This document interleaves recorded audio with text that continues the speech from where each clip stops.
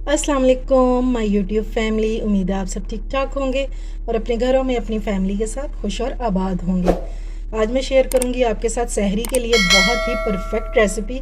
ये बहुत ही हेल्दी पराठे बनते हैं। तो चलिए देखते हैं कि ये मज़ेदार से पराठे किस तरह बनेंगे। बिस्मिल्लाह करते हैं और बनाना स्टार्ट करते हैं। तो सबसे पहले हम पराठों का आटा गूंद लेंगे। इसके लिए मैंने ले लिया मैदा। आप चाहें तो इसकी जगह आटा भी ले सकते हैं और चाहें तो दोनों चीज़ों को मिक्स भी कर सकते हैं। और ये 1.5 कप मैदा, ठीक है। सबसे पहले तो हमने इसमें ऐड करना है घी 1 टेबल स्पून। और गूंदते हुए आपने घी ही ऐड करना है, इससे पराठे जो हैं ये बहुत ही क्रिस्पी बनेंगे। और 1 टेबल स्पून ये बहुत काफ़ी है। और 1/4 टीस्पून जितना हम इसमें नमक ऐड कर देंगे। बस आटे में ये 2 ही चीज़ें जाएंगी। पहले हम घी को मिक्स कर लेंगे आटे में और फिर हम इसको सादे पानी से, ताज़ा पानी से गूंद लेंगे। कोई इसके लिए हमें नीम गर्म पानी की ज़रूरत नहीं है। थोड़ा थोड़ा पानी डालते जाएंगे और इसकी हमने एक थोड़ी सी हार्ड जो है, सेमी हार्ड जो होती है ना, वो उस तरह के, जैसा हम रोटियों के लिए आटा गूंदते हैं उससे हमने थोड़ी सी इसको हार्ड रखना है।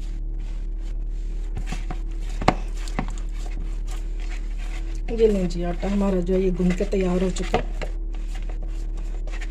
और ये देखें, ना ज़्यादा हार्ड है और ना ही ज़्यादा सॉफ्ट है। आपने इसको बिल्कुल समोसे की डो तरह हार्ड नहीं कर देना, वरना फिर आपसे पराठे जो है ना वो बहुत ही हार्ड बनेंगे, वो अच्छे नहीं बनेंगे, ठीक है। अब हम इसको कवर कर देंगे। अच्छा जी, अब मैदे को हम जो अपने आटा गूंदा है इसको हम कवर करके रख देंगे 15 से 20 मिनट के लिए। उतनी देर हम इसकी स्टफिंग रेडी कर लेते हैं।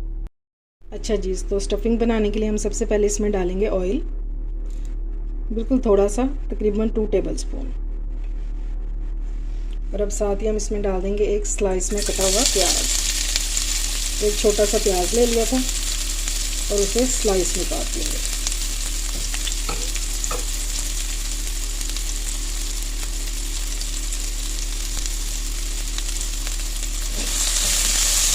इसको हमने थोड़ा सा सौटे करना, गोल्डन वगैरह नहीं करना, सिर्फ थोड़ा सा सॉफ्ट करना।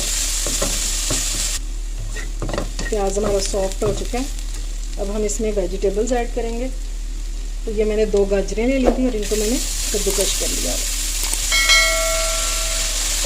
1 से 2 मिनट हम इसको फ्राई करेंगे। ज़्यादा टाइम नहीं लगेगा क्योंकि हमने इसको कद्दूकश किया है। इसको फ्राई करते हुए मुझे तकरीबन 1 से 1.5 मिनट हो चुका है। अब हम इसमें ऐड करेंगे बंद गोभी। ये 2 कप तकरीबन बंद गोभी है। इसको भी हम 1 से 2 मिनट भून लेंगे। अब अगली चीज़ हम इसमें ऐड करेंगे शिमला मिर्च, और इसको भी मैंने बारीक बारीक चॉप कर लिया। ये तकरीबन 1 कप है शिमला मिर्च।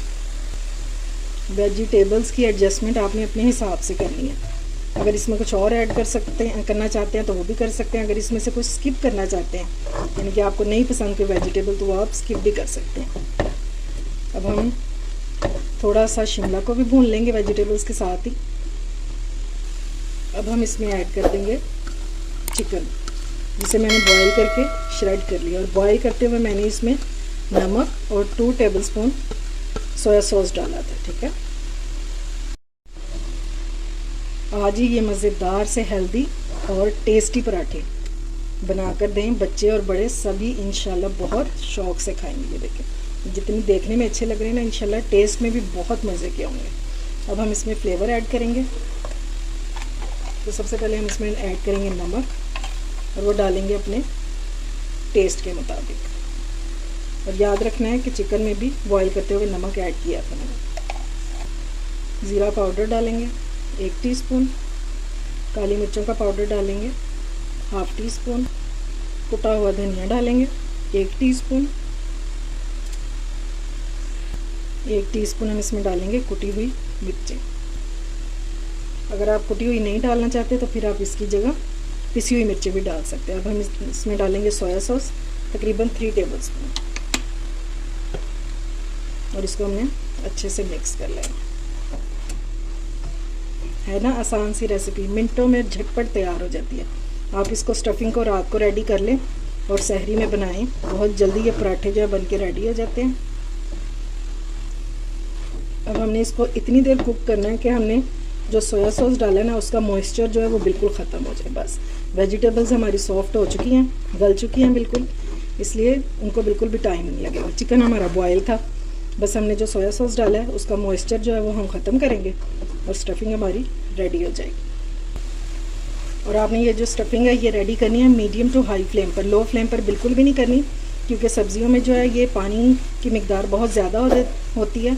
अगर आप लो फ्लेम पर करेंगे तो फिर सब्जियां जो है ये पानी छोड़ देंगी। ये जी स्टफिंग हमारी रेडी हो गई है और बिल्कुल ड्राई भी हो गई है। ठीक है, अब हम इसको ठंडा करेंगे और फिर अपने पराठे बनाना शुरू करते हैं। आटा हमारा सेट हो चुका है, तो चलिए अब हम इसके पेड़े कर लेते हैं। छोटे छोटे हमने 4 पेड़े कर लेने इस तरह के।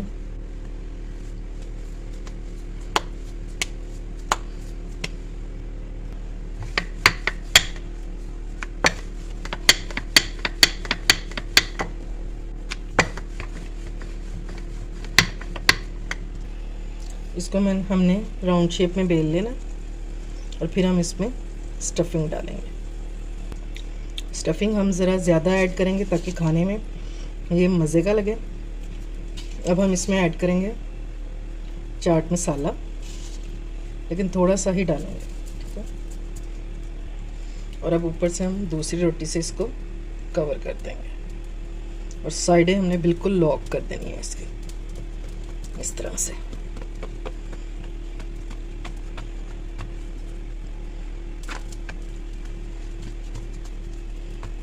और अब हम इसको बेल के, चाहे तो हाथों से भी बेल सकते हैं और बेलन का यूज़ भी कर सकते हैं।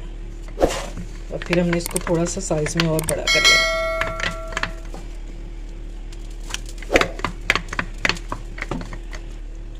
चलें जी, रोटी हमारी हो गई है। अब हम इसको डालेंगे तवे पे। ये देखिए माशाल्लाह से।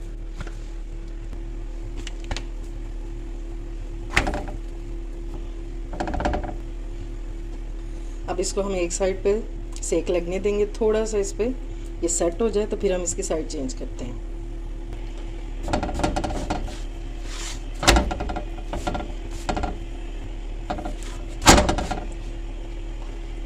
अब हम इसके ऊपर लगाएंगे घी, और घी में ही पराठा आपने बनाना है, फिर ये क्रिस्पी बनेगा।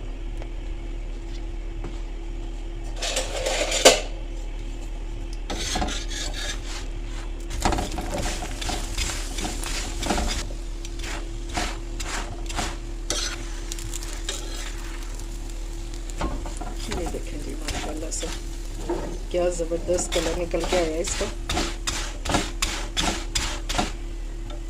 इसको इस तरह से हिलाते हुए सारी साइडों पे इसको कलर दे देंगे।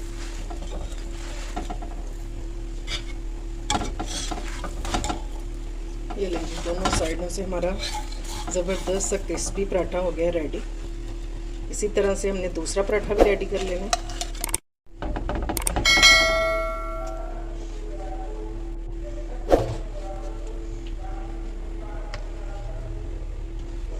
ये लीजिए हमारा दूसरा पराठा भी तैयारी की तरफ जा रहा है। फ़ौरन से उठ जाएं और सहरी में मज़ेदार सा पराठा जो है ये बनाएं और सबको खुश कर दें।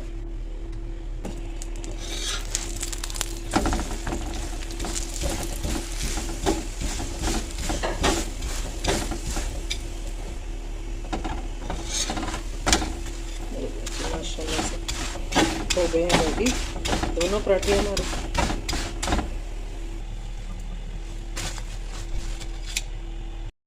ये लें जी माशाल्लाह से हमारे गर्मा गर्म पराठे जो हैं ये रेडी हो चुके हैं, बहुत मज़े के और बहुत हेल्दी। ये देखिए जी, और स्टफिंग ज़रा आपने ज़्यादा करनी है ताकि आपको खाने में भी मज़ेदार लगे। और आपने इसमें ज़्यादा मिर्च मसाले ऐड नहीं करने, जितना आप माइल्ड फ्लेवर इसका रखेंगे उतने आपको मज़ेदार भी लगेंगे। ये देखें, और क्योंकि मैदा हमारा सारा दिन खाली होता है तो फिर तेज़ाबियत वगैरह हो जाती है, इसलिए आपने इसमें हल्के ही मिर्च मसाले रखने हैं। ये ले, इसको आप दही या चाय के साथ सहरी में इंजॉय कर सकते हैं। उम्मीद है आपको मेरी ये हेल्दी सी रेसिपी पसंद आई होगी। अगर अच्छी लगे तो फ्रेंड्स एंड फैमिली में शेयर किया करें और मेरे चैनल को सब्सक्राइब भी किया करें। अपना और अपने प्यारों का ख्याल रखें। मुझे दुआओं में याद रखें। अल्लाह हाफिज़।